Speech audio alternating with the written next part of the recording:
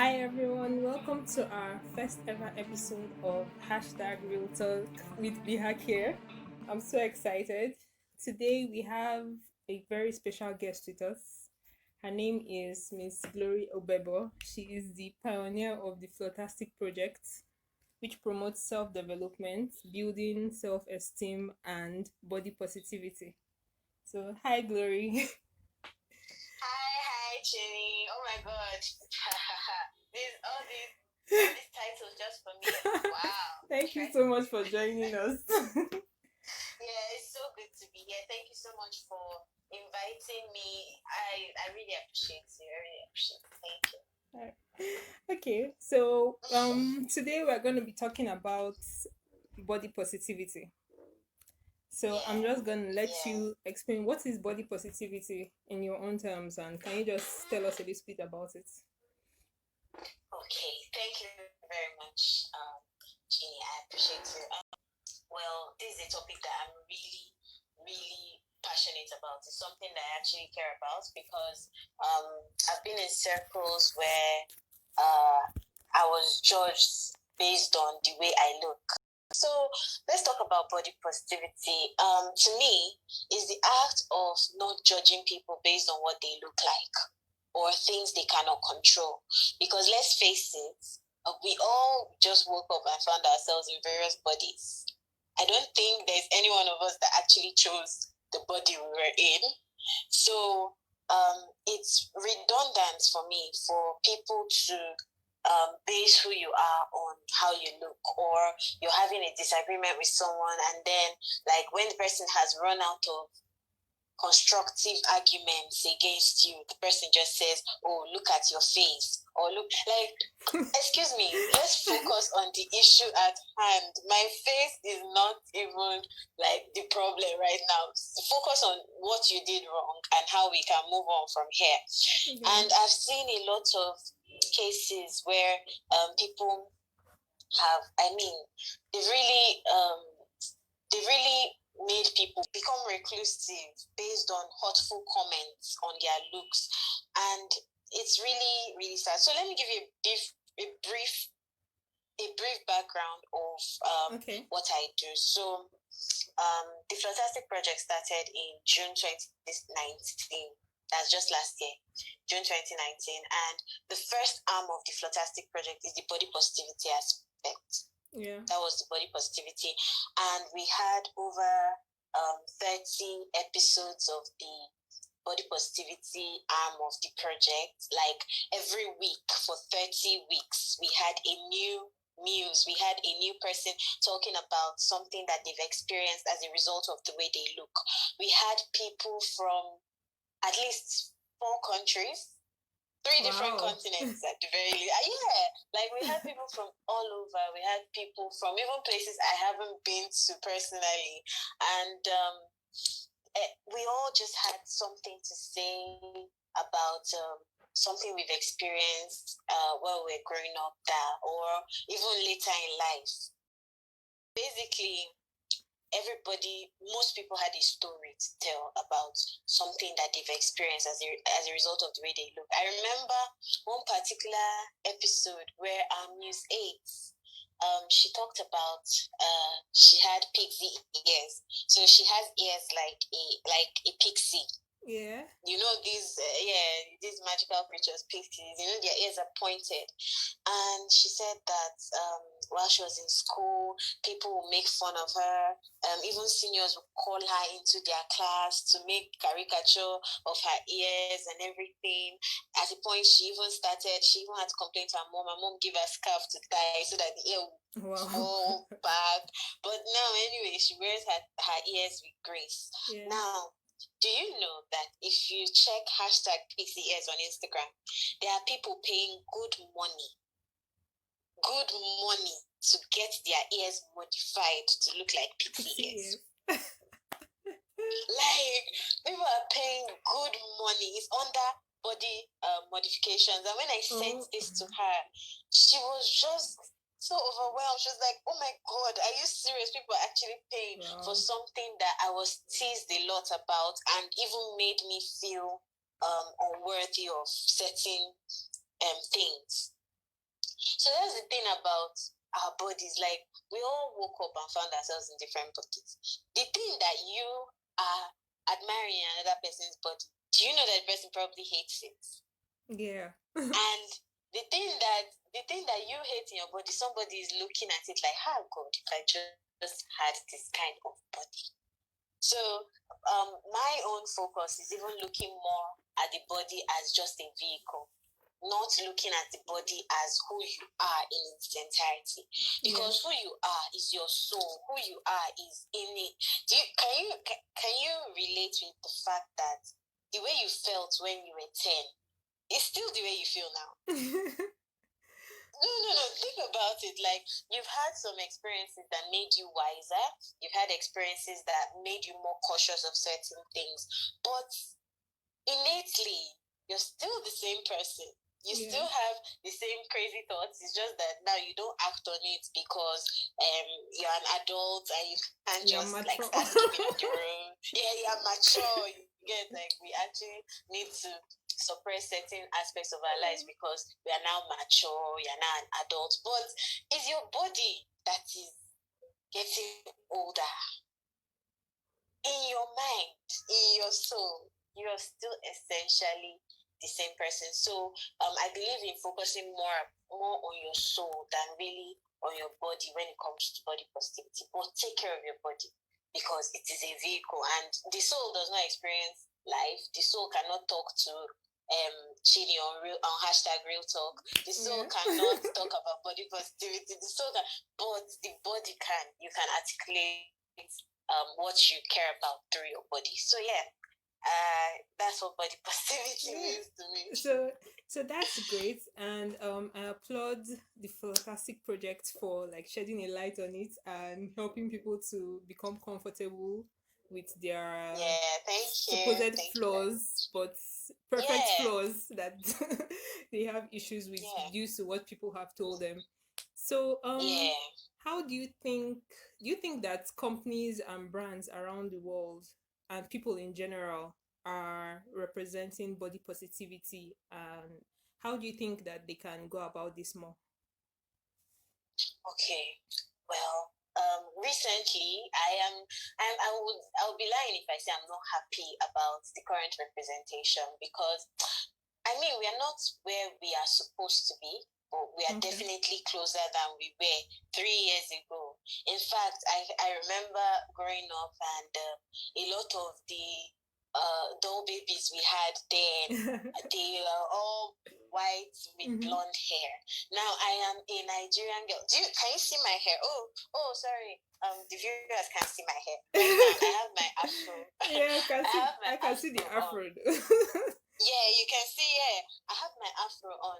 Do you know that if someone had told me 5, 6 years ago that this is how your actual hair looks, like if someone had taken a picture of my hair right now and then told me 6 years ago that this is how your actual hair looks, I would have insulted them. Because to me, my hair, I go for a touch up every month or so. My hair is straight. I don't know what you're talking about. My hair is straight. And so now I'm glad about the fact, like the other day I went to the supermarket and I saw a Nigerian doll with 3 outfit changes, Yoruba, Hausa, and Igbo. Wow, I haven't seen Like, that. oh my God, it was amazing for me. It was like the best thing. Dark skinned girl with her hair, with her afro, and just being fabulous with 3 outfit That's changes. cool. Like, although when I saw the price tag,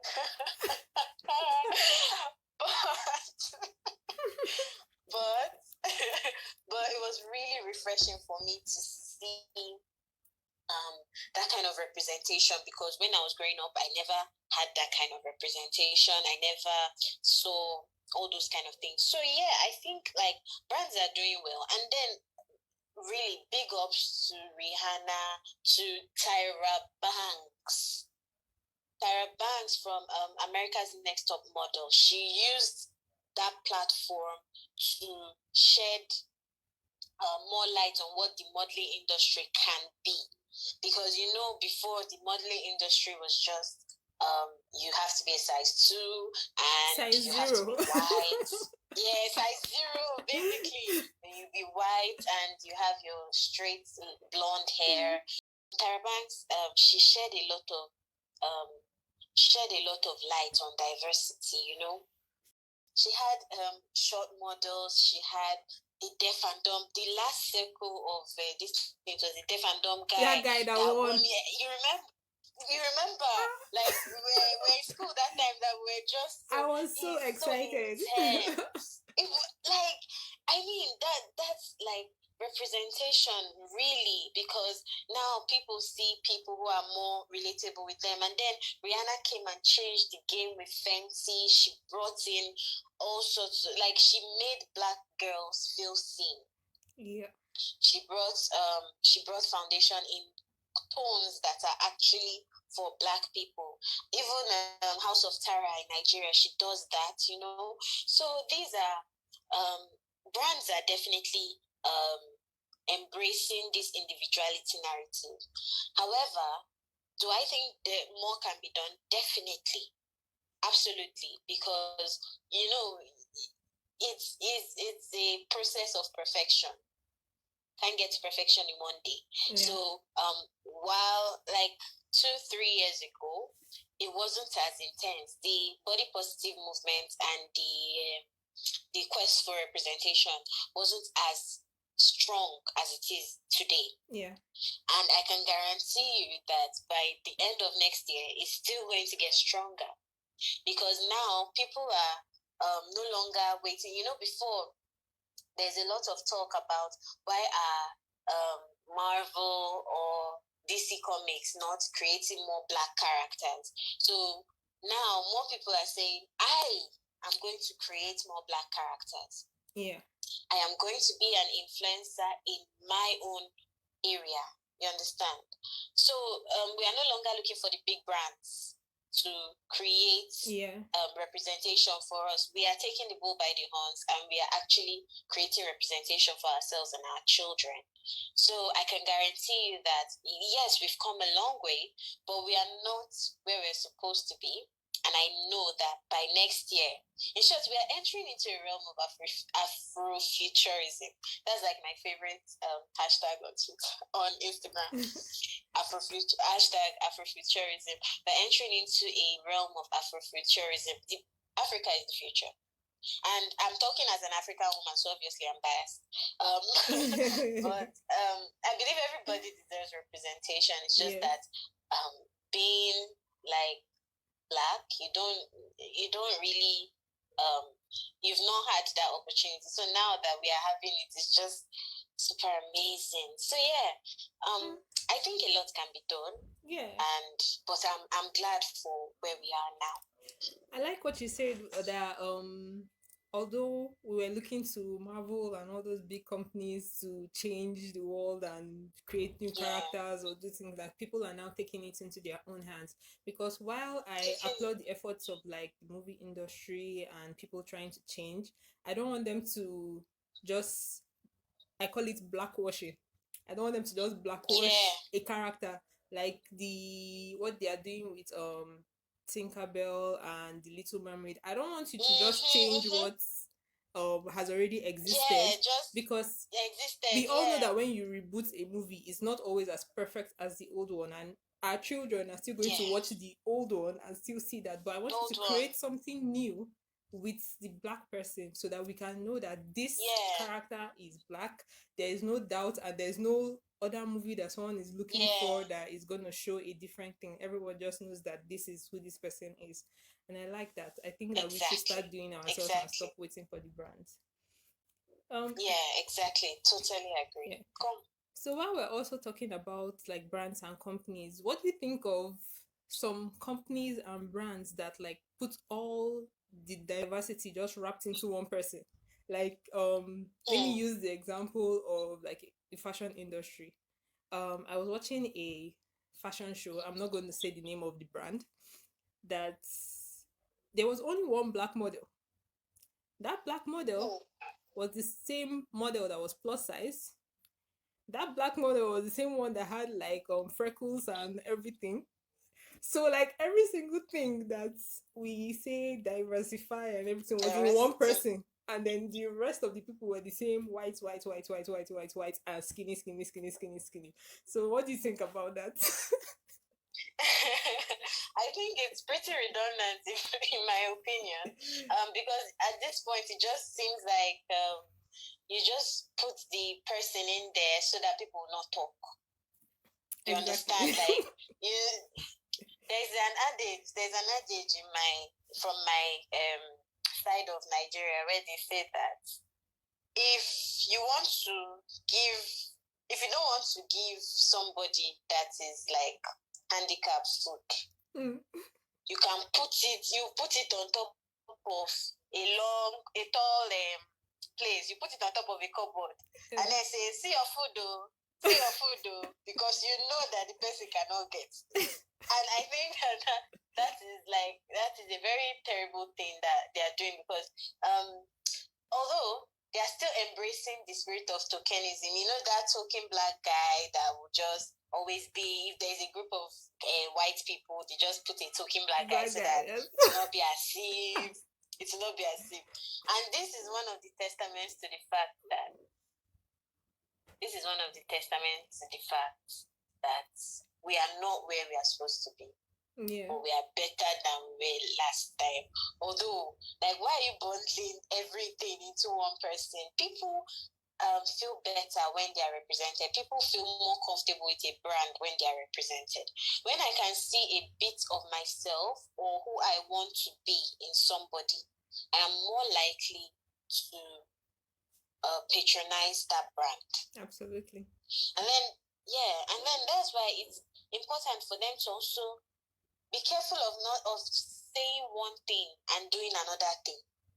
Like, this is whatever your core values are, you should stick to it. You shouldn't now, because you want to be more inclusive, you now just bundle everything. See, it's even better for you to just be your whites, because you know who you're catering to.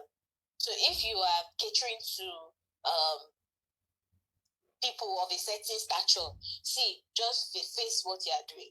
Because when you now start like incorporating this thing, your core values will not show a devotion to the other people you are including. Yeah. And I think that's even more hurtful, because for instance, now you're a makeup brand and you now bring in different forms of diversity into your makeup brand, but you don't get the tone right. So I now buy your product, and you know that your product is for a certain tone of people, or a certain people that look a certain way. You are now struggling so that you can cater to me, so that I will not stay your racist. By the time you now bring a product for me, it's now terrible on my skin. That's even worse than being not inclusive. So, I mean, it's I don't support them just bundling everything in one person just so that it will not be as if this. Let's even talk about brand sales. You remember like few years ago when Dove had a whole thing? Do you remember where Dove created a product for lightning? And they were actually more or less advertising bleaching cream, because it was on all their billboards. And then this girl, she was wearing a brown top, that's a brown shirt. Oh, I remember. And she was dark. And then when she took it off, and then it was a light. She took it off and she was white, and it was a white girl. It was so tone deaf. No, like whoever approved that, I hope that person got fired, because that's just terrible.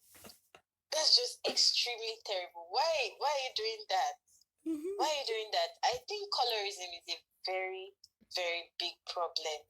It is in Nigeria, in Africa. The fact that one thing that irks me terribly is when people say things like, "Oh, I've worked with white men.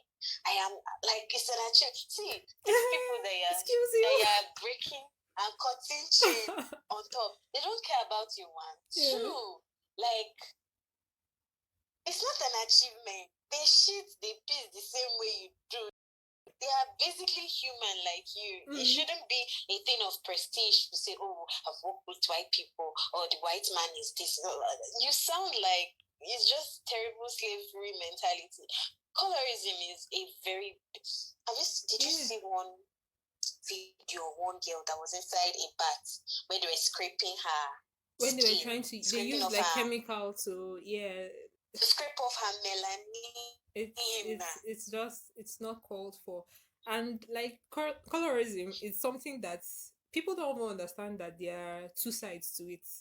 So the dark people, they want to get lighter, they want to get fair. Then the fair people, because I experienced this a Some lot. people, yeah. I'm on my own. I was born fair. I didn't choose to be fair. But then I'm now picked on and judged because of the color of my skin. That no, life is easier for you. You Oh don't my have it as god. bad. But like, what life is easy? I'm still in Nigeria.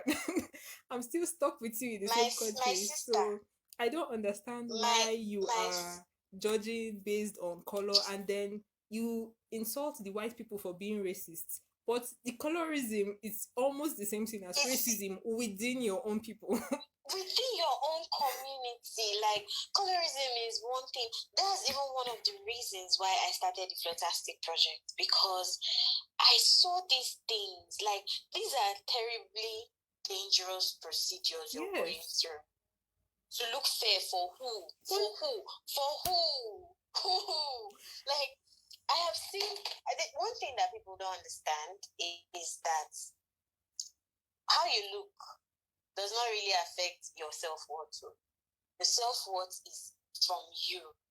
I have seen some absolutely, in short, there was one of my friends that she's like perfect. yeah. Oh my god, like, she's absolutely if you see her body, she is perfect. And then I was like, babe, come and share Flawtastic story now. And then she's like, I'm not comfortable in my body. That day I was shocked. That day I was shocked. Do you know, you understand this kind of person that you look like when you want to call top sexy people that Yeah. you know off the top of your head? She is number one that you think of. But she actually admitted this thing, and I was really taken aback. And I understand it because I have faced it too. People will tell you, oh, you're beautiful, look at your complexion, you are this, you're that. But you You don't don't feel believe that it. way. You don't believe them, you don't feel that way. And it's just a function of your own self-esteem. That's why when people see, I read an article when I was younger on Reader's Digest where a woman, she had a kind of like Egyptian nose. That's what I'll call it. I'm not being racist. That was what they referred to it as. Okay. That's what they referred to it on the Reader's Digest. But like, she had this, like, she had that kind of hook nose that comes down. Now, she said that she was really self-conscious of her nose, and she felt like if she should fix her nose, then she'll basically fix her life. So she went and like got a surgery to get your pointed nose. Now, I am not against surgeries if you don't patronize quacks. Yeah. You understand? It becomes a problem when you know the procedure you want to undergo, and then you opt for cheap labor where your life is at risk. Because you don't have no money. I'm telling you, like, if you need to do surgery, you should go to a professional that will do the thing well for you so that you don't have long-term complications. Because when these complications come in, it's your family that will be running around. Your children, if you have children later, it's your children that will be running around for you. They will not Yeah. remember, or they will not even know what you did to get to that point. Absolutely. So she went through the surgery and she got her pointed nose and she looked good. I mean, I didn't really see any difference, but she looked good. She liked what she saw. And then she admitted that despite this thing, she still feels She the didn't same feel way. better. She There's didn't feel better. there's a story like Go that on. I heard. This one is a little bit different, but it's the same news. I just want to put it out there. the lady, Yeah. she had she was like half Jewish or something. So there's a Mm. way like Jewish Yeah, people, the they have nose. like a different feature of nose, Yeah. which is Yeah. fine. But then she wanted to be an actress, and it was like in old Hollywood. So Mm. that time it was only people like what's the name of this lady in the little black dress and Marilyn everything? Monroe. It's Marilyn not Marilyn Monroe, Monroe. was like all those kind of people with All those perfect. people, You have to yeah. have the hourglass shape, everything. You have to be perfect. The barrier to entry in the movie industry at that point was very very high. So she Mm. kept trying to get a job as an actress, and she was unsuccessful. And she kept saying that, oh, it's her nose, because people actually kept telling her that, oh, you're ugly, that kind of thing. Like she'll come out, and That's she'll be so very hurtful. good. She'll be very good, say her lines very well, and they tell her, oh, you're ugly. So I think there was a movie that they needed a funny looking character, and they cast her in the role. And because she was a very good actress, but nobody had given her a chance, when she acted it, like everybody was like, oh wow, this person is good. So they all knew who she was. So she started getting Mm. roles like that. And then even Mm-hmm. normal roles, because people started easing Mm. into the fact that, oh, she's good, so forget about the nose. So they started giving her Yeah. maybe not the exact lead role of one very pretty girl that they wanted to act, Mm. but she was getting like major roles. So she started making money. And she has been feeling bad about the nose, everything that About the people have nose, told yeah. her. So once she started making money, she started saving up for surgery. And then she went and got the surgery. And she came back, and the movie industry rejected her because they couldn't recognize the significant look that she had. She was now like any random person they could just get to act. I was Oh my like, God. what? What? See, hey, these are the So thing. now I you am have nothing. You've just lost everything, and you nothing. can't go back to your Everything. formal nose. So You everybody was like, can't. that was the reason we're giving you jobs, because you were different, and then now you just look like the water that is. So Honestly. uh, Honestly, like I this is felt this so is bad. a yeah, this is a proper representation of embrace your individuality. Embrace who you are. Do you know that there are people that will listen to you because of your nose? Yes. There are people that will listen to you because they see a bit of themselves in you. So if you now go and okay, when I was younger, there was this poem. Poem. There was this poem that we used to say, "Be yourself, don't be anyone." So there was a part that said, "I appreciate you, but I won't be you. If I try to smile, walk, talk, and act like you, I can never be you. I will only be number two of you." So like That's anytime that they're nice. talking, if you go and you make yourself into a Kim Kardashian, for instance, because there are a lot of Kim Kardashian lookalikes. I was So saying many. crazy. Like you can scroll on Twitter, you can scroll through Twitter, Instagram and is you'll just see at least 10 girls that sometimes look I like see Kim like something Kardashian. on my Instagram feed, and I'm like, oh, is this Kim? And then I'm like, wait, who is this? No, it's somebody else, but you don't even know the person's name because now this is a Kim lookalike. Yeah. So like, I mean, you lose your wow factor when you try to be like someone else. You will only be remembered as the person's lookalike. Yeah, That exactly. person that looks like, that person that wants to be like, that acts like. Nobody remember your name. Get lost in translation. Terribly unfortunate.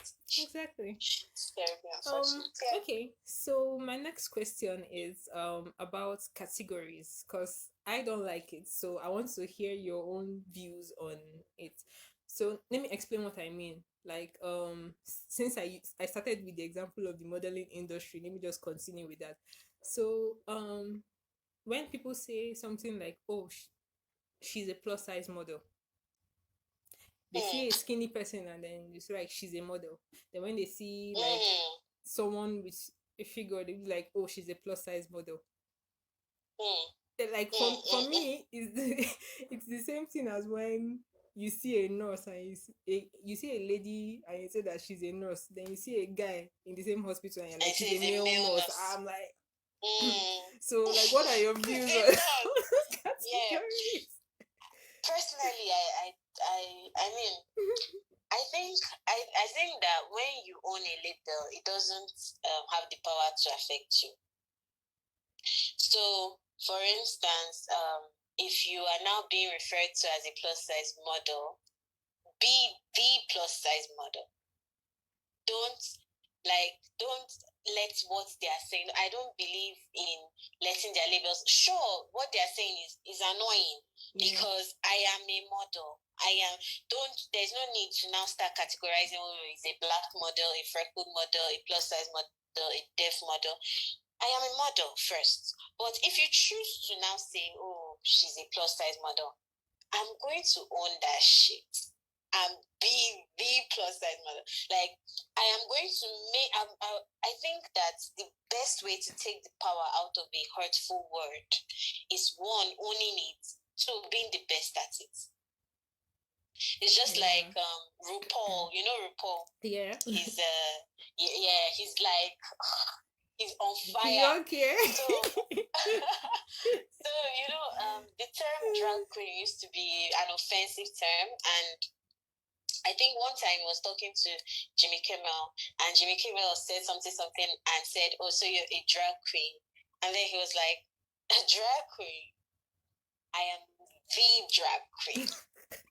Like, now, okay, he's famous for being like a proper, like a hot ass successful drag queen. That was a derogatory term, probably even when he started calling him a drag queen. There might have been times where he might have even gotten in altercations with people for using that word or for using it in a derogatory term to him. But now he's owning that.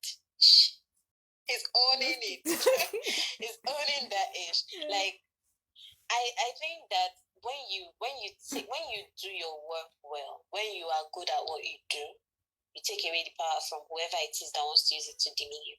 So yes, the term plus size has gotten you in the door, has gotten your foot in the door. Slay it. Do the best you can until people forget that was even a derogatory term for you. Yeah. Or that was even a derogation. Yeah, because when you are in a profession that is dominated by a certain kind of people, and you're different, people will put more eyes on you. There's more scrutiny on how you perform your tasks. Yeah. So you can use that scrutiny to your advantage and excel. It's just like there are not many male nurses. Like, it still really triggers me when, like, the other day I was in a shop, and then children say, when I grow up I want to be a doctor, and then one girl, her brother, said, when I grow up I want to be a doctor. Now this was 2019. Yeah. And then the sister was not like, when I grow up I want to be a doctor. And then their auntie said, no, you'll be a nurse. What? 2019. Early 2020. That's so annoying because that's the adult that she's supposed to be looking up to that is now already breaking her spirits down from when she's young. Babe, see, I was properly triggered there. Like, immediately I turned to the woman. I was like, why can't she be a doctor? Why? Let's fight. Why can't she be a doctor? I said, let's fight. Like, I was ready to fight. So, like, why can't the guy be a nurse? Why is there the stigma that, oh, nursing is for women and medicine is for me? No, my dear. You are fabulous. You can do it. You can do any. It's just like one time, I was in a school setting, and then the teacher said something like, a woman cannot mount herself. He was quoting an Igbo proverb, and I understand that, like, the old proverbs, like, those proverbs can be very sexist. So I understand, but he now kept hammering on it. Like, it's one thing to quote an old proverb, but to now use it to defend what you are saying at this day and age, that is a problem. So he was not like, a woman cannot mount herself. That's why you will see a woman can never be president of Nigeria. Excuse you?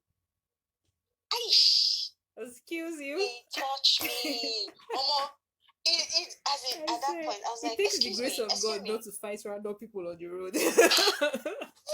Like, I went into battle mode immediately. And this class that he's teaching is more of girls. Ah. There are more girls than boys in the class. Mm, mm, mm, Immediately, I just changed it for him. I said, excuse me, what do you mean by that? Are you saying that a woman, he said, a woman cannot give a man instruction, let him do? I said, are you okay?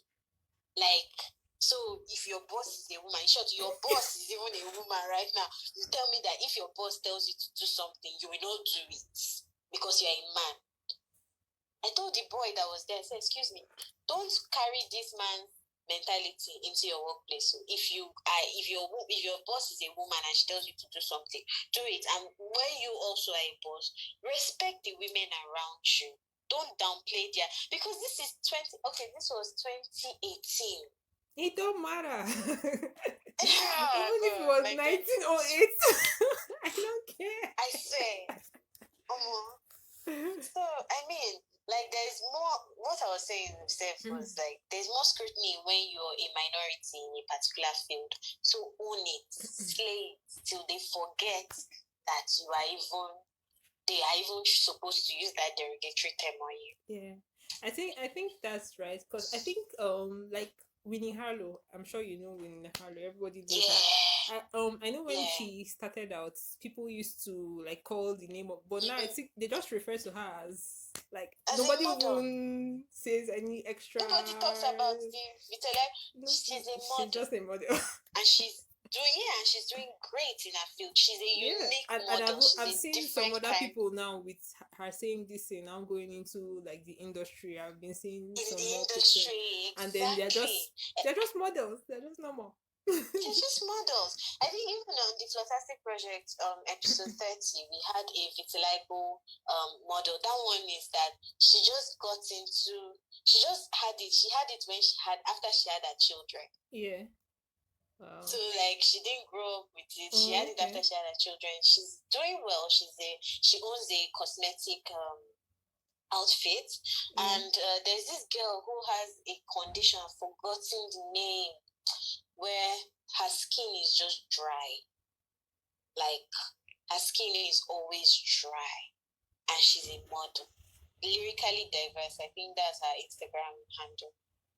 Her skin is always dry, and she's a model, and she's the first person with that condition to be a model, and she's good at what she does. That's nice. So, as in, yeah. That's nice. Okay. So my next question, this is also kind of a touchy subject. Um, I know when everybody was trying to like bring in the plus size movement, or they were like saying women with curves, um, real women, and I Yeah, was like, yeah, I understand that you guys are the minority. yeah. I Or understand. I marginalized. understand everything, but Yeah, who who defines real women? Who defines real I women? did. Like, how can Yeah, you tell me that plus size people are real women and they are real the people with women. curves? So are you trying to say that skinny people don't also have curves, or they are not real? Like, it's not everybody that's skinny because they starve themselves, or some people were born that Yeah, way and they've that way. eaten everything in this world, but they are still like that. So what are your Yeah. thoughts on that? First, I believe that every woman is a woman. Every woman is a woman. I don't think that I should be shamed because of how I look or because of the kind of body I have. I'm a woman. I'm a woman. I'm a real woman. What makes me a real woman is not how I look. What makes me a real woman is what I carry. First of all, the fact that anything you give me, I can multiply. I am a woman. Anything you give me, I multiply. If you give me sperm, I'll give you a child. If you give me money, I'll give you more money. So, hint, hint. Take the hint. So, like, I don't think it's right to. Do you know that there are people who other people I told you about my friend now. There are people who other people consider to be conventionally beautiful. who don't consider themselves beautiful. So why should you add to their issues? Someone already is feeling like, oh, there are skinny people who want to be big, but that's just not the way their body is. Yeah. There are people who find it terribly difficult to lose weight. Like, they will be on all the diet plans, they will exercise, they will do everything. They cannot lose weight. There are people who, before they even think about it, they've lost the weight. And before they even think about it, they've gained the weight back. So why do we need to marginalize people based on, say, whether... I read an article where someone said the body positive movement is for bigger people. I don't subscribe to that. Body positivity covers everybody. As far as I'm concerned, it should cover everybody, because we all need to feel good in our bodies. As much as our souls are the essence of our living, our bodies are also very important. Because literally, we all just woke up and so, like, that thing still bugs me. The fact that I had no say in how I look. I literally just opened my eyes and looked in the mirror. Now this one I'm going to work with. Okay, let's make the best out of it. So, like, when I was younger, I had a conversation with one girl, because I grew up in the north. So I think I was shaming somebody, because I was guilty of it at a point. I was shaming somebody in primary school, so I was like, see your head or something like that. And then this girl asked me, how many human beings have you created? Okay. I started thinking about it. How many human beings have I truly created? She said, okay, ants. Look at ants. How many ants have you created? God no go shame on. I just like, this girl puts me on the spot. So if you have never created an ant, why do you have an opinion on somebody else's body? That was the day that I knew that one. Yeah. So the girl put me on the spot, and then since then no more, I realized that this is not something that you should really shame anybody about. Like, if you are having a disagreement with someone, I think that the disagreement should be limited to whatever it is that you are talking about. There's no point to bring in the person's physical attributes into it, because that shows even, first of all, weakness on your part, and that you don't even know what to say again. It's just people who don't know. They resort to cheap shots by taking a start talking about your body. So yeah. We're talking about real women. I believe all women are real. All, in every shape, size, color, tone, shade, hair type, see, we are so diverse. How can you just reserve the term real women to a particular set of people? It doesn't work like that. Like, we are so diverse. Being a woman is so diverse. Do you know you can be fake today and thin tomorrow? Yeah. Nobody knows tomorrow. Like, you can be any size. Like, you can be any size at any time. That's true, because like I personally have experienced that. Like, there were times where, for some reason, I was just so skinny. Or when I was even growing up, I was very skinny. And when I was skinny, I was insulted for being skinny. That, oh, you're just like a broom, or we can't see you. Like, breeze will just blow and then you vanish and everything. And then when I still added again, like, there was another problem. So at every single end of the spectrum, there are like people waiting to just devour you with insults. Like, they're just waiting. And do you know the funny thing is that one thing that has made me even like feel better about myself is the fact that these people don't actually care. It's just talk. And a lot of times after they've talked, they've gone. Like, they just throw their words. Forget, they don't even realize that it hurts yourself. They just throw the words and they go. Because everybody has the one that is boring them in this life. Everybody has what they are worried about. So now adding your own to their own is not going to help them. Yeah. Most of them, they just talk for talking sake. See you, you've added weight too. They've gone, they don't even remember. It's you that will start thinking, hey, people say I've added weight too. Have I really added weight? My dear, it's just, God grant us wisdom. Amen. So the last topic I have on my sort of agenda is I want to talk about body positivity in terms of health. Because I want to talk about like when is it enough? Because I know we should accept people that are skinny, we should accept people that are plus size, but when does it actually become a problem to their health? Like if you are skinny or maybe anorexic or something, and then you just keep starving yourself, or you're so skinny that you're weak and everything is going wrong in your body, or you're plus size up to the extent that you can't move, you can't actually carry yourself, but when people tell you that, oh, you need to lose weight, you now use the excuse of, don't judge me, body positivity, Yeah. don't so like where do you think the balance is, and how can people like address it? Okay, thank you very much for this question, because I get asked this question a lot. I get asked this question a whole lot. Well, one thing I've realized is that every movement will have extremists. Every movement will have opportunists. It's just like what's happening. In short, every movement, what's happening in feminism, what's happening in religion, what's happening everywhere. Yeah. Every movement will always have extremists. Every movement will always have opportunists. There are people who would use body positivity as an excuse for living an unhealthy lifestyle, or use the don't judge me excuse to live an unhealthy lifestyle. Now, body positivity is about loving yourself enough to take care of yourself.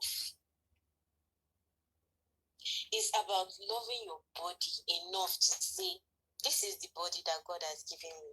This is the one body He has given me. I am going to make the best use of it. I'm going to take care of it. I'm going to make sure that I live my best life with this body. And that's what body positivity is to me. I usually tackle it from a biblical perspective. I know that not all our listeners will be Christians, but this is how I've come to understand it. Or even, okay, let's not even talk about biblical perspective. Let's talk about it from a mechanical engineering perspective. Now, yeah. Okay. Now, okay, you have a car. Mm-hmm. You have a car. You have a vehicle. You have a car. Now, the car it's just the outside. What moves the car is not engine. Please help me, I beg. The engine moves the car, Yes. like the whole central function is based on the engine, Yeah. Now, the engine, let's take the engine as our soul, our consciousness. The engine cannot function if there is no actual car. Like, the engine can be functioning, but it needs the car to be able for you as an individual to be able to use it to do certain things around. So if your actual car is faulty, there's very little a proper engine can do. So what do you need to do for your car? You need to put fuel in it. You need to service it from time to time. Look at the exterior to make sure it's not looking battered. Spray paint it when you need to. Panel beat it when you need to, and all that, so that you can have a functional car that you can use around. So taking our body now as that car, your essence is not in your body, but being able to take care of your body, because you know that if this body breaks down, there's very little your engine, which is your soul, which is your consciousness, can do. Our body is what we use to experience the world. It's your body that used to taste ice cream. Oh, blessed I school.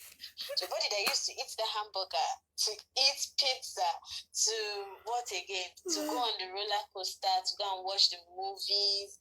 Everything you're doing is with this body. So needless to say, your body is extremely important to you. So I don't think that you should indulge in unhealthy habits, gluttony, addiction, just because you feel like you nobody should judge you or your body is just. I believe in health.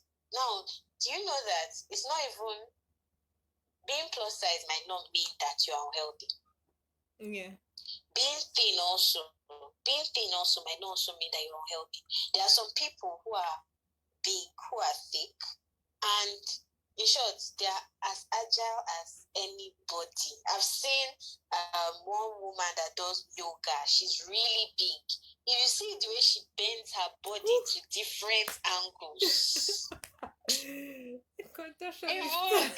people, my dear, even some people that are thin, they cannot.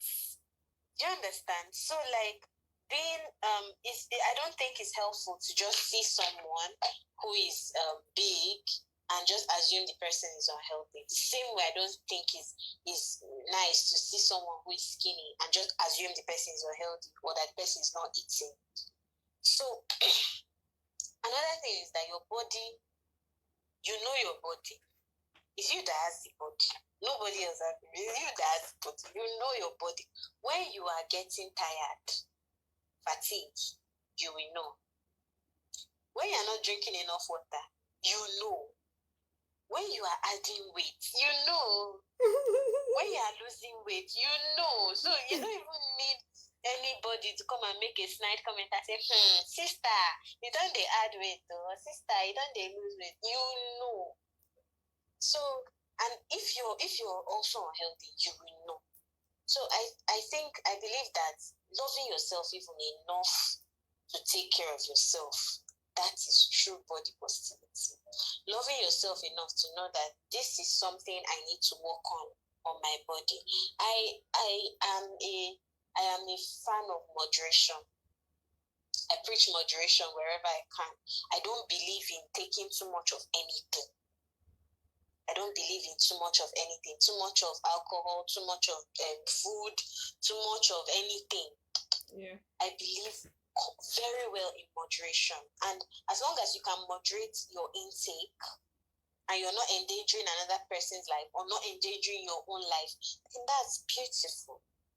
Absolutely. So I believe, that's my own version of body positive. Do you know that there are some people that have health conditions where they cannot lose weight? Yeah. I watched one documentary. About 2 years ago where it was the weirdest thing. They said that there was something in their stool. There was a particular there was a particular organism in their stool, people who are predisposed to obesity. And like when that organism is present in someone's stool, no matter what the person does, they will not lose weight. So there was this particular person, I don't know what they did. You know, these people can be very bizarre. I don't know whether they had a stool transplant, if there's anything like that or something like that. But like the person's sibling, but it was the weirdest thing, The person's sibling. I think the show was It's Your Fault I'm Fat. No, it's not Your Fault I'm Fat. That one is another one where people blame their parents. Is it 500 LB Life or something like that? One of those shows.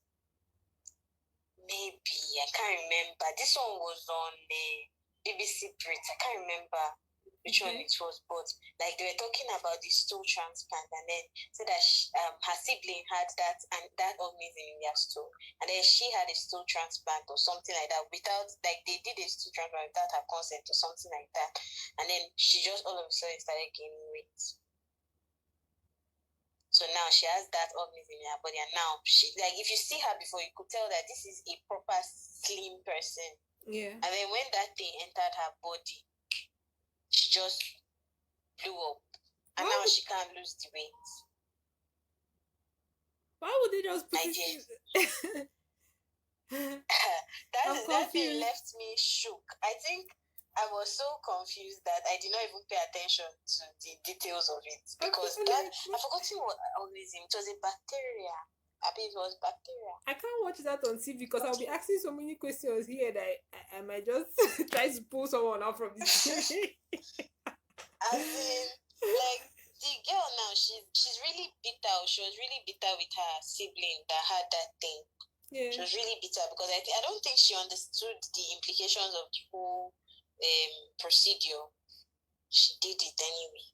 So yeah, there are some like things that people are predisposed to different body structures, physical structures. Even like I said earlier, and I think I've said it like 3 times.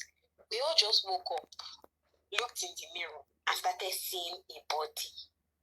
Nobody chose that. I don't think anybody chose that. I don't have memories of a life before life, but I don't think anybody really chose their body. Everybody just woke up and saw it. So yeah, my Okay. dear, as well.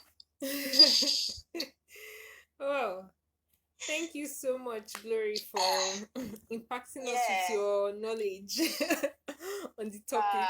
Thank you for having me. Thank you so Thank much you for for having coming. me. It's been wonderful and amazing. I've learned You a lot too. because I know one thing I've learned is that, like, no matter what category people try to put you in, you should just own it, because that thing actually used to Own tick it. me off. But I think owning it makes Own more it. sense, because I used to get angry on people's behalf when they say. In fact, I always used to get angry when I see someone like say, "Oh, I'm a plus size model." I'm like, but other people are saying it, I understand, but you, why aren't you just saying I'm a model? Why aren't you just saying this? My dear, But own that. well, Just own it. just own Own it it and and then do the best. Yeah. I don't care Own it what and do the nobody say. best you can. Yeah. Yeah. So that's great. It's very wonderful. Thank you Thank you so very much. much. I'm so glad that I got to share this first episode with you. Like, it's amazing and it's wonderful. Thank you so much.